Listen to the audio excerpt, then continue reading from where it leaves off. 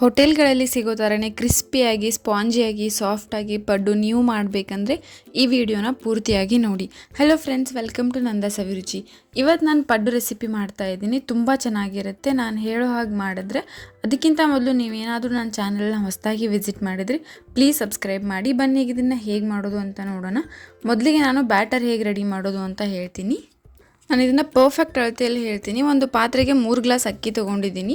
ನಾನಿಲ್ಲಿ ರೇಷನ್ ಅಕ್ಕಿ ಯೂಸ್ ಮಾಡ್ತಾ ಇದ್ದೀನಿ. ಆಮೇಲೆ 1/4 ಗ್ಲಾಸ್ ಕಡಲೆಬೇಳೆ ಹಾಕ್ತಾ ಇದ್ದೀನಿ. ಆಮೇಲೆ 1 ಟೇಬಲ್ ಸ್ಪೂನ್ ಮೆಂತ್ಯಕಾಳು ಹಾಕ್ತಾ ಇದ್ದೀನಿ. ಮತ್ತು 3/4 ಗ್ಲಾಸ್ ಉದ್ದಿನಬೇಳೆ ಹಾಕ್ತಾ ಇದ್ದೀನಿ. ನೀವೇನಾದರೂ 1 ಗ್ಲಾಸ್ ಅಕ್ಕಿ ಹಾಕಿದರೆ 1/4 ಗ್ಲಾಸ್ ಉದ್ದಿನಬೇಳೆ ಹಾಕಿ ಮತ್ತು 1/4 ಗ್ಲಾಸ್ಗಿಂತ ಸ್ವಲ್ಪ ಕಡಿಮೆ ಕಡಲೆಬೇಳೆ ಹಾಕಿ ಆಮೇಲೆ ಇದನ್ನು ಚೆನ್ನಾಗಿ ನೀರಲ್ಲಿ ತೊಳಿಬೇಕು. ಒಂದು 2ರಿಂದ 3 ಸಲ ಚೆನ್ನಾಗಿ ತೊಳಿಬೇಕು. ಆಮೇಲೆ ಇದಕ್ಕೆ ಒಂದು 5ರಿಂದ 6 ಗ್ಲಾಸ್ ನೀರನ್ನು ಹಾಕಿ ಇದನ್ನು ಒಂದು 7ರಿಂದ 8 ಗಂಟೆ ನೆನೆಯೋಕೆ ಬಿಡಬೇಕು.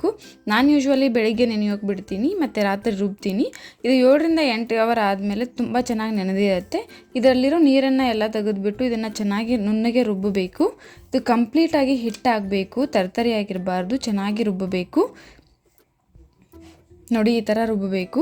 ಆಮೇಲೆ ನಾನು 1 ಗ್ಲಾಸ್ ಅವಲಕ್ಕಿನ ನೀರಲ್ಲಿ ಒಂದು 5 ನಿಮಿಷಗಳ ಕಾಲ ನೆನೆಸಿ ಅದನ್ನು ರುಬ್ಕೊಂಡು ಅಕ್ಕಿ ಹಿಟ್ಟಿನ ಜೊತೆ ಮಿಕ್ಸ್ ಮಾಡ್ತಾ ಇದ್ದೀನಿ. ಈ ರೀತಿ ಮಾಡಿದ್ರೆ ಪಡ್ಡು ತುಂಬ ಸಾಫ್ಟಾಗಿ ಬರುತ್ತೆ, ತುಂಬ ಚೆನ್ನಾಗಿ ಬರುತ್ತೆ. ನಾನು ಅವಲಕ್ಕಿನೂ ಕೂಡ ರುಬ್ಕೊಂಡು ಹಾಕ್ತಾ ಇದ್ದೀನಿ. ಇದನ್ನು ಚೆನ್ನಾಗಿ ಮಿಕ್ಸ್ ಮಾಡ್ತಾ ಇದ್ದೀನಿ. ಇದನ್ನು ಒಂದು 7ರಿಂದ 8 ಗಂಟೆ ಕಾಲ ಇಡಬೇಕು.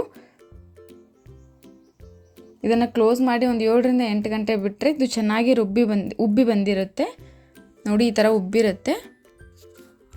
ಆಮೇಲೆ ಒಂದು ಪಾತ್ರೆಗೆ ನಿಮಗೆ ಎಷ್ಟು ಬೇಕು ಅಷ್ಟು ಹಿಟ್ಟನ್ನು ಹಾಕ್ಕೊಂಡು ಅದಕ್ಕೆ ಸಣ್ಣದಾಗಿ ಕಟ್ ಮಾಡಿರೋ ಈರುಳ್ಳಿ ಮತ್ತು ಸಣ್ಣದಾಗಿ ಕಟ್ ಮಾಡಿರೋ ಟೊಮೆಟೊ ಮತ್ತು ಒಂದು 4ರಿಂದ 5 ಸಣ್ಣದಾಗಿ ಕಟ್ ಮಾಡಿರೋ ಹಸಿ ಮೆಣಸಿನ್ಕಾಯಿ ಮತ್ತು ಕಟ್ ಮಾಡಿರೋ ಕೊತ್ತಂಬರಿ ಹಾಕ್ತಾಯಿದ್ದೀನಿ. ಆಮೇಲೆ ಅರ್ಧ ಟೇಬಲ್ ಸ್ಪೂನ್ ಜೀರಿಗೆ ಹಾಕ್ತಾಯಿದ್ದೀನಿ ಮತ್ತು ರುಚಿಗೆ ತಕ್ಕಷ್ಟು ಉಪ್ಪು ಹಾಕ್ತಾಯಿದ್ದೀನಿ. ಆಮೇಲೆ 1/4 ಟೇಬಲ್ ಸ್ಪೂನ್ ಅಡಿಗೆ ಸೋಡಾ ಹಾಕ್ತಾಯಿದ್ದೀನಿ. ಇದನ್ನೆಲ್ಲ ಹಾಕಿ ಚೆನ್ನಾಗಿ ಮಿಕ್ಸ್ ಮಾಡ್ಕೋಬೇಕು. ಹಿಟ್ಟನ್ನು ನೀವು ಪಡ್ಡು ಹಿಟ್ಟಿನ ಕನ್ಸಿಸ್ಟೆನ್ಸಿಗೆ ಮಾಡ್ಕೊಳ್ಳಿ. ನಾನಿಲ್ಲಿ ನೀರು ಹಾಕ್ತಿಲ್ಲ. ನೀವು ಹಿಟ್ಟು ಸ್ವಲ್ಪ ಗಟ್ಟಿ ಅನಿಸಿದರೆ ನೀರು ಹಾಕ್ಕೊಳ್ಳಿ. ನೋಡಿ, ಇದು ಈ ರೀತಿ ಕನ್ಸಿಸ್ಟೆನ್ಸಿ ಇದ್ದರೆ ಪಡ್ಡು ತುಂಬ ಚೆನ್ನಾಗಿ ಬರುತ್ತೆ. ಆಮೇಲೆ ಪಡ್ಡು ತವೆ ಇಟ್ಕೊಂಡು ಇದನ್ನು ಬಿಸಿ ಮಾಡೋಕೆ ಇಟ್ಕೊಂಡಿದ್ದೀನಿ. ಅದಕ್ಕೆ ಅಡುಗೆ ಎಣ್ಣೆ ಹಚ್ಕೊಳ್ತಿದ್ದೀನಿ. ಸ್ವಲ್ಪ ಜಾಸ್ತಿನೇ ಹಾಕ್ತಾಯಿದ್ದೀನಿ ನಾನಿಲ್ಲಿ ಅಡುಗೆ ಎಣ್ಣೆನ. ಆಮೇಲೆ ಇದಕ್ಕೆ ಪಡ್ಡು ಬ್ಯಾಟರ್ನ ಹಾಕ್ತಾಯಿದ್ದೀನಿ. ಎಲ್ಲ ಮನೆಗಳಲ್ಲೂ ಹಿಟ್ಟನ್ನು ಹಾಕ್ತಾಯಿದ್ದೀನಿ. ನೋಡಿ ಎಷ್ಟು ಚೆನ್ನಾಗಿ ಬರ್ತಾ ಇದೆ ಅಂತ.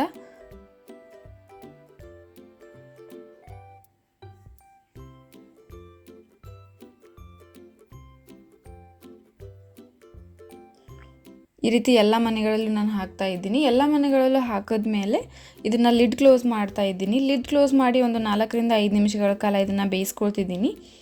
ಆಮೇಲೆ ಲಿಡ್ ಓಪನ್ ಮಾಡಿ ಇದನ್ನು ಒಂದೊಂದೇ ತಿರುಗಿಸಿ ಹಾಕ್ಕೊಂಡು ಮತ್ತೆ ಒಂದು 4ರಿಂದ 5 ನಿಮಿಷಗಳ ಕಾಲ 2 ಸೈಡ್ ಬೇಯಿಸ್ಕೊಳ್ತಿದ್ದೀನಿ.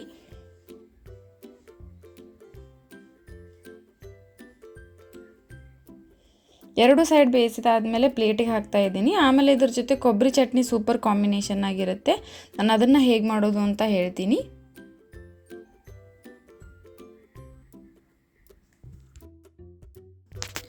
ಮೊದಲಿಗೆ ಒಂದು ಮಿಕ್ಸಿ ಜಾರ್ಗೆ ಕಟ್ ಮಾಡಿ ತೊಗೊಂಡಿರೋ ಕೊಬ್ಬರಿ ಹಾಕ್ತಾ ಇದ್ದೀನಿ.